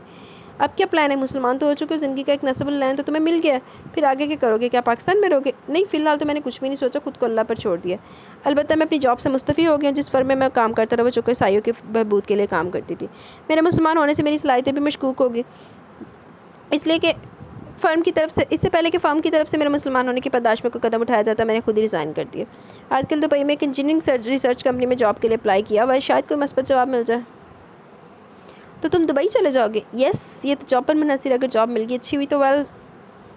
इसने कंधे उचकाए। तो तुम पाकिस्तान में क्यों नहीं रह जाते? अचानक इसने कहा तो वो हंसती है। ज़रूर सोचा था, मगर छोड़ो इस बात को। पहले तुम ये बताओ तुम्हारे क्या इरादे हैं? 2-3 हफ्ते तो मुझे भी हो गए पाकिस्तान आए हुए। वो लापरवाही से टालता इससे पूछने लगा तो वो समझ की वजह से कुछ बताना नहीं चाहता, इसने भी मजबूर ना किया। तुम मेरे इरादों से बाखबर हो? कुछ भी तो तुमसे छुपा हुआ नहीं है। मेरी ज़िंदगी का एक एक लफ्ज़ ये दानिशमंदी तो नहीं, खुद को तबाह करने वाली बात हुई? अगर तुम मेरी बात मान लो तो। इसने कई दफ़ा की कई बात दोहराना चाहिए, उसने हाथ उठाकर इसे रोक दिया। नो हुज़ैफ़ा, तुम ये लेक्चर मत देना। तुम अच्छी तरह जानते हो मैं जो सोचती हूँ वो करती भी हूँ, चाहे वो गलत ही क्यों ना हो। तो ये तय है कि तुम मेरी बात नहीं मानोगी। मैं तो तुम्हारी खातिर इतनी दूर से यहाँ तक आया तो मुझे कोई फ़ायदा नहीं हुआ। इसने नाराज़गी से देखा। तुम्हें यकीन है वो तुम्हें डाइवोर्स दे देगा?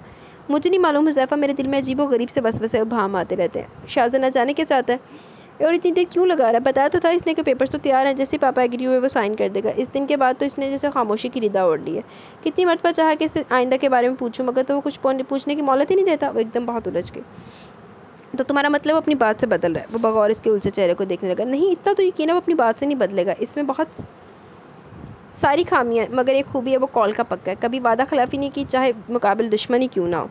ये लोग जो कहते हैं वो हर हाल में करते हैं, चाहे खुद को भी नुकसान उठाना पड़ जाए। मगर हुज़ैफ़ा मेरी बात समझ में नहीं आ रहा है कि बस देर क्यों कर रहा है। वो पापा का बहुत मंजूर नज़र है, कभी इसकी कोई बात पापा ने नहीं डाली। फिर हैरान हूँ अभी तक पापा को कायल ही नहीं कर पाया। तुम इससे एक दफ़ा फिर बात करो। इसने इसे मशवरा दिया तो वो नफ़ी में गर्दन हिलाने लगी। नहीं हुज़ैफ़ा, अब हमारे दरमियान में ताल्लुक़ नहीं रहा जिसकी बुनियाद पर हम एक दूसरे से पूछ-गछ का हक़ रखते हो। तो फिर क्या चाहती हो? देखो मिशाल, मैंने हमेशा तुम्हारी भलाई चाहिए, हमेशा तुम्हारे लिए अच्छा सोचा है। क्या तुम्हें नहीं लगता ये जो देर हो रही है इसमें अल्लाह ताला की कोई मसलहत है? शायद वही ऐसा नहीं चाहता। हुज़ैफ़ा की बात पर वो कुछ हैरान होकर इसे देखने लगी। देखो ज़रा, एक बात होती है अक़ीदे की। मैं तुम्हें एक बात बताऊँ, जब मैं ईमान लाया तो मुझे इस्लाम के बुनियादी अक़ायद की तालीम देते हुए ईमान मुफ़स्सल सिफ़त ईमान के मुतल्लिक़ गहराई से बताया गया, जिसके मुतल्लिक़ एक कामिल मोमिन जहाँ अल्लाह पर ईमान लाने की फ़रिश्तों पर इसकी किताबों पर, इसके रसूलों पर, क़यामत के दिन और मरने के बाद दोबारा जी उठने पर ईमान लाने की गवाही देता है। वहाँ वो तकदीर पर भी मान लाता है, अच्छी या बुरी तकदीर पर अल्लाह की तरफ से है। ईमान मुफस्सल और ईमान मुजम्मल सिफ़त ईमान है। ये सब ईमान के बुनियादी अक़ायद हैं। इनमें से किसी एक का भी इनकार हमें दायरा इस्लाम से खारिज कर देता है। ये सारी बातें, सब बातें तो ईसाईयत और यहूदियत में भी मिलती है, मगर फ़र्क यह है कि लोगों ने मज़हब के नाम पर आसमानी किताबों को बदल डाला, अहकाम इलाही अपनी मर्ज़ी से बदल दिए। 14 सदियाँ बीत जाने के बावजूद अगर कुछ महफूज है तो वो कुरान मजीद है। तलीमात नबी सल्लल्लाहु अलैहि वसल्लम में एक बात रोज़े रोशन की तरह आया है। तुम्हें महसूस नहीं होता तुम्हारी ये बेचैनी क्यों है? तुमने जो मुझे हदायत की तरफ बढ़ने के लिए मेरी रहनुमाई की थी, तुम खुद क्यों इन अंधेरों में भटक रही हो? कभी सोचा तुमने कि ईमान तकदीर क्या है, इसके तकाज़े क्या है? अक़ीदा तकदीर हमसे क्या डिमांड करता है? वो अजीब उलझी उलझी निगाहों से देखेगी जिसके लफ्ज़ में तासीर थी, जिसकी आंखों में रोशनी थी, ईमान की कुछ पा लेने की लगन और सरसारी थी। इसको हमेशा से लफ्ज़ों का इज़हार का ज़रिया बनाना आता था। ये लफ्ज़ों का जादूगर था। किसी को अपने हिसार में मकीद कर लेने का गुर इसे अच्छी तरह आता था। इसकी गुफ्तगू का फ़न निराला होता था। वो हमेशा इस शख्स से मिलने के बारे से पहरो याद रखती थी। इसको समझाने और बात करने का ढंग अस पर था। मिसाल मैं तुम्हें बताऊं, तुम तकदीर पर ईमान नहीं रखती। अगर तुम अल्लाह की ज़ात पर यकीन रखती तो आज इस मुकाम पर न खड़ी होती। ये सच है, बगैर किसी नस्बुल-ऐन, बगैर किसी मकसद, बगैर किसी इरादे या ख्याल ख्वाब और ख्वाहिश के ज़िंदगी नहीं गुजरती। मगर अब इन सब को खुद पर हावी कर लेना, सिर्फ़ और सिर्फ अपनी ख्वाहिशों की तकमील के लिए अंधे घोड़े की तरह सरपट भागते रहना, ख्वाबों ख्यालों की दुनिया बनाकर इसी तक महदूद हो जाना, अपने इरादों की तकमील के लिए सिर्फ जज्बाती होकर सोचना, हत्ता कि अल्लाह की ज़ात तक फरामोश कर जाना, ईमान बा तकदीर नहीं है। ये तो सरासर शिर्क है, गुनाह है। अपने दिल में बुत की पूजा करना है। कुछ लोग मिट्टी के बुतों को पूजते हैं और हम अपनी ख्वाहिशों और ख्वाबों के बुतों को पूजते हैं। बज़ाहिर काफिर, और हम मुसलमान होने के बावजूद, कलमा पढ़ने, नमाज़ें अदा करने, ज़ोर से ज़कात अदा करने के बावजूद काफिर हैं। इनके बराबर हैं। ऐसे लोगों के लिए अल्लाह के अलावा कोई मुकाम नहीं है। अल्लाह ने अगरचे हमें इख्तियार दिया कि हम ख्वाब देखें, ख्वाहिशें पालें, अपने मकासद की तकमील के लिए मंसूबे बनाएं, इरादे बांधें, कोशिशें करें, लेकिन ये भी तो कहा है कि इसकी ज़ात को मत भूलें। जहाँ हमारी ख्वाहिशें हम पर हावी होगी, हम तबाह हो जाएंगे। मिसाल, किसी को सामने रखकर कोशिश और जहद मुसलसल करना बुरा नहीं है, लेकिन अपने आप को सब कुछ समझ लेना हमारे लिए फ़ना है। मैं जब बहुत छोटा था ना, तो मेरे फ़ालिद मजहबी बिल्डिंग्स के नक्शे बनाते थे। इन्होंने अपने आप को ईसाईयत की खिदमत के लिए वक्फ़ कर रखा था। ये बात इन्होंने मेरे जहन में भी बिठा दी। मेरा नस्बुल एक इंजीनियर आर्किटेक्चर बनना था। मेरी मामा कहा करती थी कि मुझे बड़े होकर ईसाईयत की खिदमत के लिए कलीसा, गिरजाघर, चर्च वगैरह बनाना होंगे। मेरे वालिद फर्म के चीफ़ थे, सो मेरी परवरिश भी इसी माहौल में हुई। वक्त के साथ साथ मेरे इरादे भी पुख्ता होते गए। मेरे इरादे ने मुझे कामयाब ज़िंदगी गुजारने की राह मुहैया की। लेकिन मिसाल में आर्किटेक्चर तो बन गया, मगर मैं ना ही कोई गिरजा बना सका और ना ही कोई चर्च। मैं कभी भी तकदीर पर शाकिर नहीं रहा। हमेशा अपने इरादों, हिम्मत, कोशिश, ख्वाब और मंसूबों को अहमियत दी। शायद यही वजह कि मेरे अंदर उल्टी सीधी तहरीकें बरपा रहती थी। अपनी फैमिली का मजहबी माहौल होने के बावजूद मैं मज़हब से हमेशा बरगश्ता रहा था। अगरचे मेरी तबीयत खालिस ईसाई पैमानों पर हुई थी, मगर मैं सिर्फ नाम का क्रिश्चियन था। मेरे अंदर ईसाईयत वाली कोई बात ही नहीं थी। मेरे वालिदैन ने बहुत कोशिश की मुझे इस्लाम की तरफ बढ़ने से रोक दे, मगर मिसाल में खुद ब खुद बढ़ता गया। मेरे वालिदैन की हर कोशिश नाकाम होगी। वो हर तदबीर रायगा गहरी हुआ वही जो हुक्म रब्बी था। मैं जो किस्मत और तकदीर को मजहबी तकाज़े कहकर इनका और मजाक उड़ाया करता था, ईमान लाने के बाद मुझे मानना पड़ा कि एक इंसान की ज़िंदगी में इसकी किस्मत और तकदीर का अमल दखल बहुत ज़्यादा है। ख्वाहिशें, ख्वाब, ख्याल, इरादे, मंसूबे, तो इस किताब में मेरे ईमान लाने में मेरी ज़ात का तो कोई कमाल ही नहीं है। अगर मेरा रब चाहता तो मैं सारी उम्र इन्हीं तारीकी और गुमराहियों में भटकता रहता, लेकिन नहीं। मिसाल, मेरे अल्लाह ने मेरी तकदीर पर मेरा मुसलमान होना लिख दिया था। फिर मैं क्यों ना होता। मैं जो तुम्हें पसंद करता था, दीवानगी, जुनून और दीवानगी की हद तक तुमसे मोहब्बत का ख्वाहा था। ये तुम था, क्यों यूज़ कर रहे हो कि आप नहीं करते? वो जो बहुत गौर से सब सुन रही थी, अचानक टोक दिया तो मुस्कुराने लगा। तुम खामोशी से सुनती जाओ तो तुम्हें जवाब मिल जाएगा। मेरा मकसद तुमसे शादी करना था, ये एक फितरी सी ख्वाहिश थी। इस वक्त मैं ये भी अच्छी तरह जानता था कि शासर की तुम्हारी ज़िंदगी में क्या हैसियत है। तुमने फिर भी मेरी ऑफ़र कबूल करी, मुसलमान होने की शर्त रखी। तो इस वक्त मैंने कभी भी नहीं सोचा था कि तुम्हारी शादी हो जाएगी या फिर मैं इस्लाम कबूल कर लूँगा। कोई ज़ात है तो ये सब हो गया। मैंने कभी अल्लाह के वजूद से इनकार नहीं किया। एक दफ़ा फिर वो बहुत उलझते हुए कह रही थी, मैं सब मानता हूँ, तुमने कभी इनकार नहीं किया, लेकिन तुमने कभी माना भी तो नहीं। मिसाल, अगर तुम अल्लाह की ज़ात पर कामिल यकीन रखती, इसकी रज़ा का ख्याल रखती, तो आज कभी भी इतनी उलझी हुई ना होती। मेरी बातें तुम्हें अच्छी नहीं लग रही, मगर फिर भी मैं तुम्हें समझाना अपना फ़र्ज़ समझता हूँ। मैं नहीं चाहता कि तुम कुछ गलत करो। मेरे ख्याल था कि मैं तुम्हें समझा लूँगा, कायल कर लूँगा, मगर तुम्हारी ज़िद ने मेरे ख्यालात की नफ़ी कर दी। बहरहाल, मैं अपना फ़र्ज़ ज़रूर पूरा करूँगा, क्योंकि मुझे हिदायत की तरफ लाने में तुम्हारा बहुत हाथ है। मैं इस वक्त से शुरू करता हूँ जब मैं तुमसे पहली बार मिला। हाँ मिसाल, तुम्हें पहले भी बता चुका हूँ, पहली नज़र ने मुझे तुम्हारे चेहरे के इस तासुर ने मुतासर किया। सबसे अलग थलग बज़ाहिर सब देख रही थी, मगर तुम वहाँ नहीं थी। मैं खुद ब खुद तुम्हारी तरफ खींचता चला गया। मेरी ऑफ़र गैर मुतवक्का नहीं थी। वहाँ मौजूद लड़की किसी न किसी शख्स से मसरूफ़ थी, मगर तुमने मुझे जिन नज़रों से देखा, मुझे अपना दामत के गहरे समंदर में उतरता महसूस हुआ। तुम तो वहाँ से चलेगी, लेकिन मेरी सोचों को भी अपने साथ लेगी। तुमसे दोबारा मुलाकात की मैं लाशऊरी तौर पर रोज़ दुआ करता था। फिर मेरी दुआ कबूल होगी। मैंने तुम्हें जब दूसरी दफ़ा देखा, इसी गुमसुम, अफसरदा और बेचैन सी कैफियत में देखा, तो तुम्हें जानने के बारे में मेरा फितरी तजस्सुस उभरा है। तुम मगरबी लुक रखने के बावजूद मगरबी नहीं लगती थी। तुम्हारे चेहरे का तासुर तुम्हें बहुत मासूम और खूबसूरत बनाता था। मुझ जैसे बंदे का बहक जाना फितरी अमर था। बात की मुलाकातों में मैं मुकम्मल तौर पर तुमसे अटैच हो चुका था, मगर तुम फिर भी वैसी थी, बेचैन, बेसुकून, तलातम के समंदर की तरह शरीदा सर। मैं तुम्हें समझ नहीं पा रहा था। तुम्हारे बारे में सब जानने के बाद मुझे तुमसे दिली हमदर्दी भी होती थी। तुमने बहुत सिंसियर होकर मुझसे दोस्ती की, मैं दोस्ती से बढ़कर चाहने लगा। तुमने वादा कर लिया कि अगर मैं मुसलमान हो जाऊँ तो तुम मुझसे शादी कर लोगी, मगर न जाने कि तुम्हारे इस फैसले से खुशी ना हुई। ये तो मुझे अब आकर इल्म हुआ कि वो फैसला तो तुमने सिर्फ मुझे हिदायत के रास्ते पर डालने के लिए किया था। मैं तो तुम्हारी सारी ज़िंदगी में कहीं भी नहीं था। हाँ मिशाल, ये तकदीर का चक्कर ही था कि मैं बज़ाहिर तुमसे मोहब्बत करता था, लेकिन तुमसे नहीं करता था। मैं तो इस नुक्ते को पाना चाहता था जो मेरी बेचैनी और बेकरारी को ख़त्म कर डालता। तुम्हारी शर्त ने मेरी सारी बेचैनी और बेकरारी ख़त्म कर डाली। मैं बहुत हैरान हुआ, ये क्या हो गया, लेकिन ये सच था। जैसे जैसे मैंने इस्लाम के मतलब जानने की मैंने दिलचस्पी लेना शुरू की, मैं खुद ब खुद संवरता गया। मेरी जज्बातियत, मेरा जुनून, मेरी दीवानगी अक्सर ख़त्म हो गई। और तुमने मिशाल कितनी कोशिश की तुम वापस पाकिस्तान ना हो, लेकिन तुम्हारे किसी ने कोई बात ना सुनी। तुम कहती तुम्हारे वालिदैन और बहन तुम्हें यहाँ ज़बरदस्ती लाए, मगर मैं समझता तुम्हें तुम्हारे वालिदैन नहीं लाए, बल्कि तुम्हारी तकदीर यहाँ ले आई। नंबर 2, तुमने कितनी कोशिश की वापस लौट जाओ। तुमने अपने वालिदैन को मनाने की कोशिश की, मगर उल्टा उन्होंने तुम्हें राम कर लिया। तुमने मज़ीद कुछ दिन रहने का फ़ैसला कर लिया। अब सोचो ज़रा वो क्या बात थी जिसने तुमसे अपना फ़ैसला बदलवा दिया। वो उलझ सी गई, इसे कुछ पता नहीं चल रहा था वो क्या कह रहा है। हुज़ैफ़ा, इसने पुकारा तो इसने हाथ उठाकर इसे चुप करवा दिया।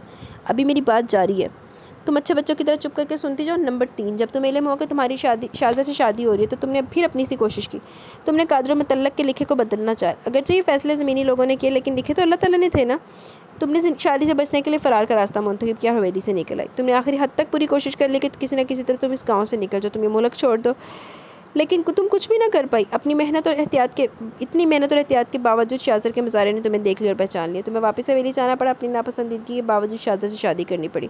तो फिर गौर करो, वो कौन सी कुव्वत थी जिसने निकाहनामे पर दस्तखत करवा दी। तुम कहती हो तुम अपने पापा के अल्फाज से हर्ट हुई थी, लेकिन अगर ये अल्फाज इस्तेमाल ना करते फिर भी तुम्हारी शादी इसी से होनी थी। पहले नंबर पर तुम ये फैसला अल्लाह पर छोड़ देती, इससे मदद मांगती तो क्या वो मदद ना करता।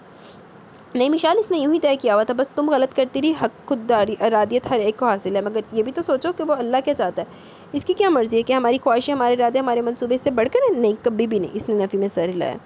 फिर शादी के बाद तुम लाहौर नहीं आना चाहती थी, मगर शादी तुम्हें ज़बरदस्ती ले आया। तुमने कोशिश की तुम यहाँ से निकल जाने की कोई सबील निकालो, मगर तुम्हारे कुछ करने से पहले तुम्हारे शौहर को सब इल्म हो गया। कभी अंदाज़ा लगाया कि इसने ये पॉइंट क्यों उठाया था। बकौल तुम्हारे बिल की ज़्यादती कभी भी इसके लिए मसला नहीं थी। इसने कभी भी पैसे को अहमियत नहीं दी। वो दोनों हाथों से पैसे बेदरेक खर्च करने वाला बंदा, तो फिर इसने बिल की ज़्यादती पर सवाल क्यों उठाया। जी गाइज़, यहाँ पे एपिसोड इख्तिताम को पहुँची। चलते हैं हम अपने कमेंट सेशन की तरफ, फिर एपिसोड एंड करते हैं वीडियो को। जी, कमेंट है फ़िज़ा इस्लाम का। वालेकुम अस्सलाम, अल्हम्दुलिल्लाह मैं बहुत ठीक हूँ, आप सुनाएं कैसी हैं।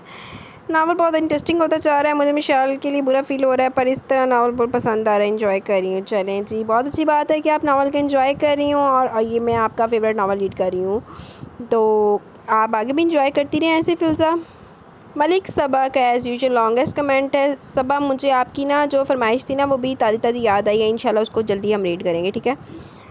एपिसोड बहुत इंटरेस्टिंग है। बेचारी मिशाल के साथ बहुत बुरा किया शाज़र ने, वाकई बहुत कमीनगी दिखाई शाज़र ने। तो बाकी यार शाज़र को इस तरह से नहीं करना चाहिए था। वो दोगला आदमी है कि किसी के दूसरों के सामने कुछ और प्रिटेंड करता है और मिशाल के सामने हो रही कमीनगी दिखाता। हाँ जी, शाज़र उस छोड़ के शहर आ गया, तो मिशाल ने तो पुठियाँ छाला मारियाँ खुशी दे नाल कि शाज़र चला गया।